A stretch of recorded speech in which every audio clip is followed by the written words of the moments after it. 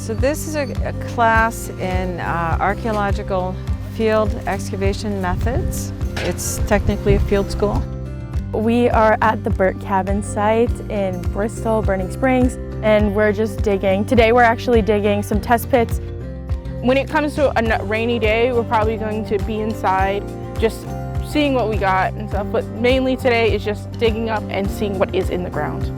Our purpose is to actually train the students in archaeological excavation methods so that they can get a job when they're done here. And so we already have one of our students has already been offered a job up at Fort Drum, working for the Department of the Army doing excavations.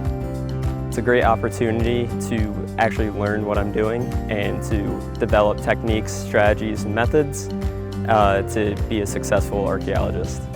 I feel very lucky.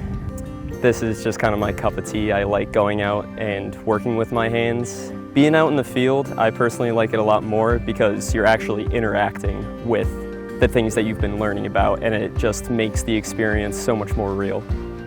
I think it's really important to look into the past. I think, looking at people's history is really interesting, but especially histories that aren't usually told. I know right now we're on a historical site, but I think it's really interesting to look back at what people did and how they lived and recover part of their history. I think that's really important.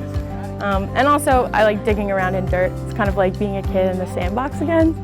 So one of the most wonderful things that you experience when you do archaeology is this sense of connection to the past. The minute people put their hands in the dirt, they feel that connection. When they start to find artifacts, they recognize that this was deposited by somebody who lived a long time ago. And it's very, very exciting. The other thing is that when you go on an archaeological dig, there's a wonderful sense of camaraderie that develops among the participants, and it's just a really joyous experience for the students. It really is.